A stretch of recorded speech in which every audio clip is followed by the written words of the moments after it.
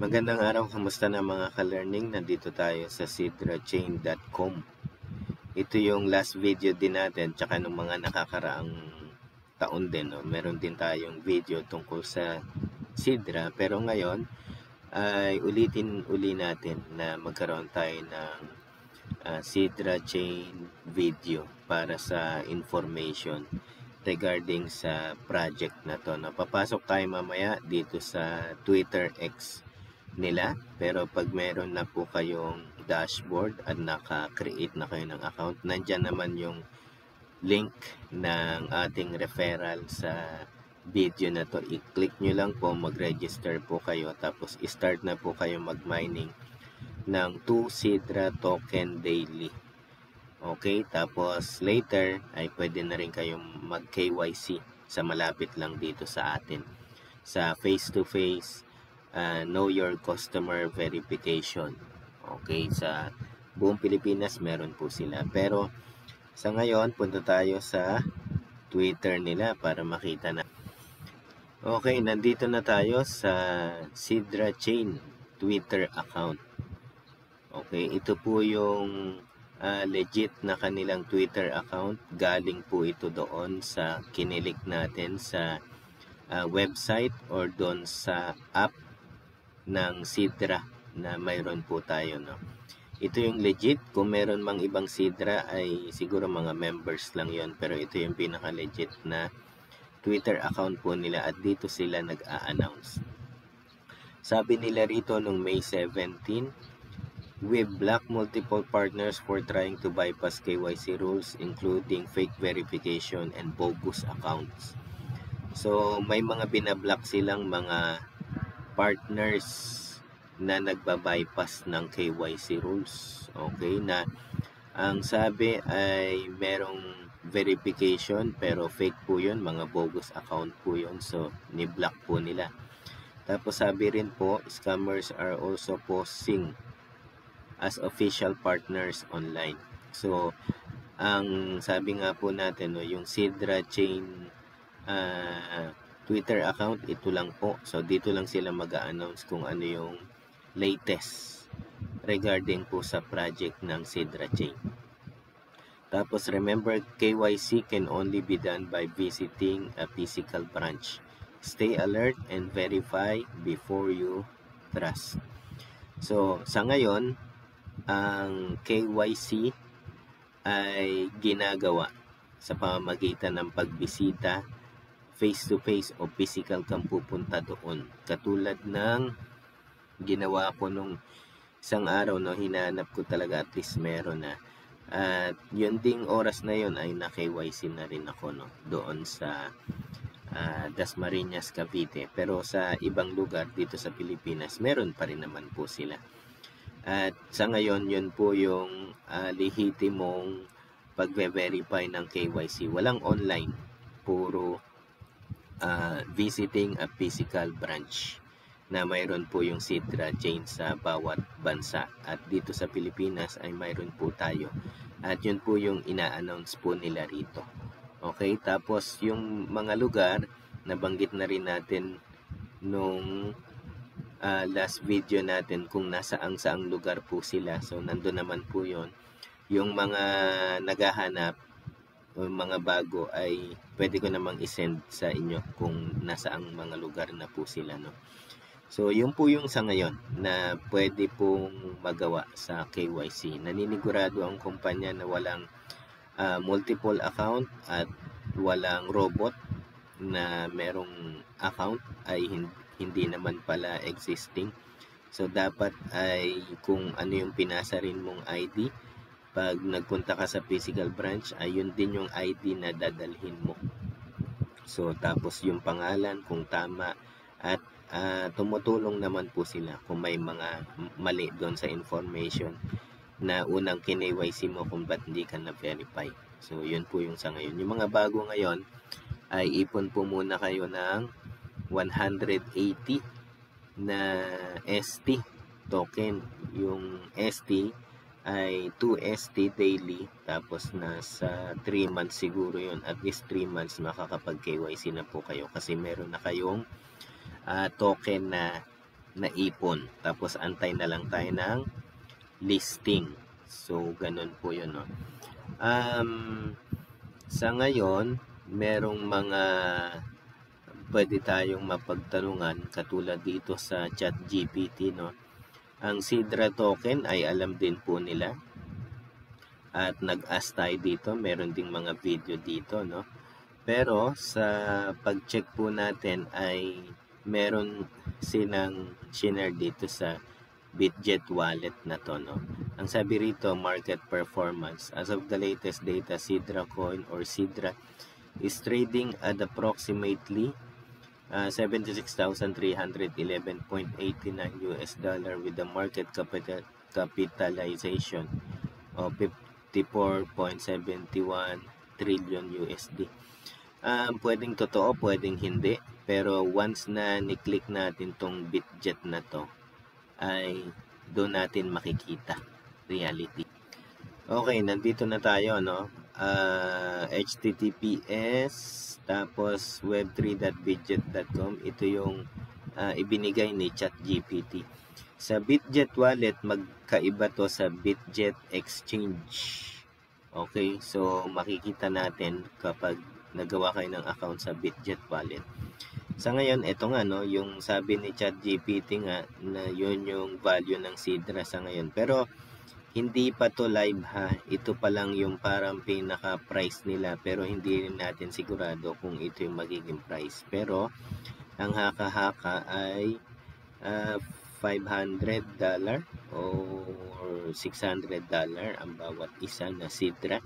Pero kay Bitget wallet, ang sabi niya ay $76,311.89. So masyado malaki. Isang Sidra ay ito yung presyo. Okay, so yan po yon. Sana totoo, pero hindi natin sure yan, no? Masyadong malaki. Pero ayon sa Bitget wallet, ito yung naka-indicate sa kanilang wallet regarding sa price ng Sidra currently. Kapag nandito tayo, halimbawa, na-verify ka na sa KYC sa Sidra. Okay, sa verify mo, syempre, aalamin natin kung ilan ba. Halimbawa, naka-verify ka na, tapos nakapag-transaction na rin. Sample, meron kang 10 Sidra.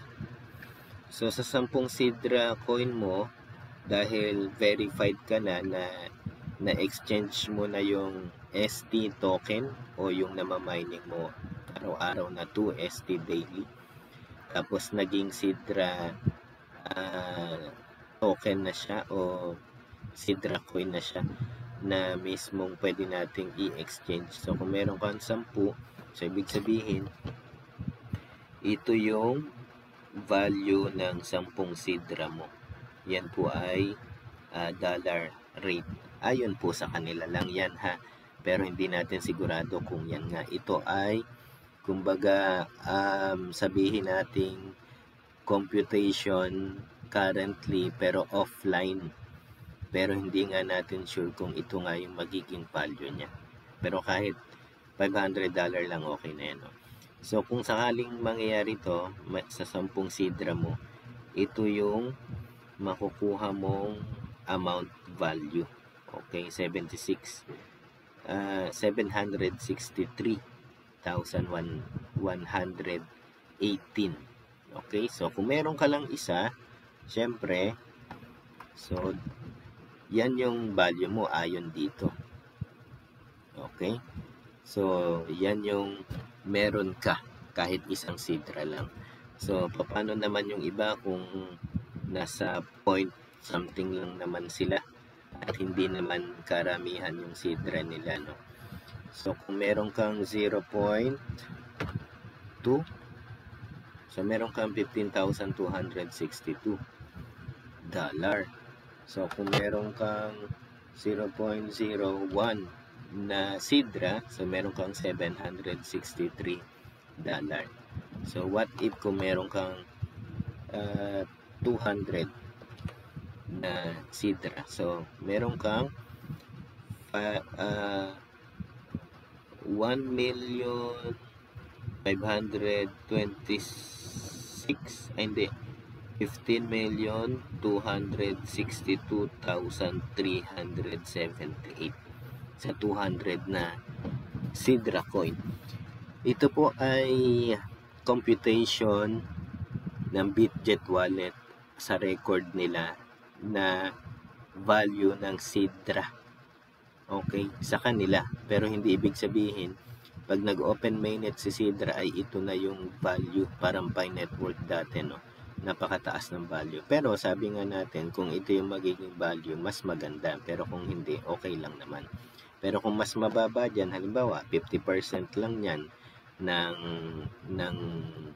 ng value na meron sa nakikita natin na bawat isang Sidra ay nasa 50% lang na nag-open mainnet sa price value niya, no? O kahit sabihin natin 10% lang ng 76,311.89 US dollar ay malaki pa rin. Pero ito, ayon sa Bitget wallet, ito yung mayroon na record sila na ang isang Sidra ay 76,311.89 US dollar ang isang Sidra. So kung sa peso, nasa ano yan? Ang isang Sidra kung sa Philippine money ay nasa 3 million or 4 million ang isa. So masyadong mataas masyado, no? Parang hindi makatotohanan. Pero malaman natin pag nag-open mainnet na si Sidra Chain, kaya ang pinakamaganda mag-verified na po tayo. Kung may mga charges, ayon doon po sa mga in-announce din nila, ay dahil po nagpaalam naman po sila once na nag-KYC, meron kasing mga konting charges. Let's say doon sa verification para sa processing fee. Okay, pero then mag-send din tayo ng another 100 sa Sidra Chain company plus 30 SDA or Sidra coin doon sa Raya kung andito tayo sa Pilipinas. So sa ngayon ay ganun ang sistema para sa KYC. Pero sana makabawi tayo pag nag-open mainnet na si Sidra para mabawi naman natin yung mga pinampamasahin natin sa pagpunta para ma-KYC tayo doon sa mga verifier ng Sidra Chain Philippines. Okay? At doon sa pinambayad natin sa processing fee at doon din sa Sidra token na isa-send natin doon sa wallet ng may-ari ng Sidra at doon sa verifier ng Sidra na nasa 130 SDA or Sidra token na isa-send natin once na na-verify. So sana mabawi lang din yung lahat ng mga yun. Sa mga effort na ginagawa natin para makapag-mina lang at makaipon lang ng Sidra token at makapunta lang sa verifier para ma-verified lang at mag-send ng mga processing fee doon sa Sidra account po natin. Okay, pero anyway, ito yung pinaka-good news ng Sidra at sa Bitget na ito yung value niya. So kahit siguro 10% lang ng value na yan, okay na yan pag nag-open mainnet, or kahit nasabihin natin nasa 1% lang ng value na to, no? Pero kung ito yung mangyari, edi better. At least ito yung value na pinakamalaki o mataas pa sa Bitcoin na pwede mangyari sa Sidra Chain. Okay? I-check nyo na lang po dito, or kung gusto nyo, isa-send ko yung link dito sa taas ng website ni Bitget Wallet. Ika-copy lang po natin yan. At ayon to sa source ng ChatGPT sa record po nila regarding sa Sidra Chain. Okay, so yun po mga ka-learning. Maraming salamat. At i-share po natin ito para ipaalam sa iba regarding dito sa promising project ng Sidra. Sa ngayon, libre mag-mining ng Sidra, libre gumawa ng account, at kukunin mo yung ST token mo every 24 hours, 2 ST token every 24 hours. So, ipon ka ng 180, mas maganda para after 3 months ay pwede ka nang magpa-verify. So, kung June ngayon, July, August, makakapag-verify ka na ng iyong Sidra account. So, yun po mga ka-learning, at maraming salamat sa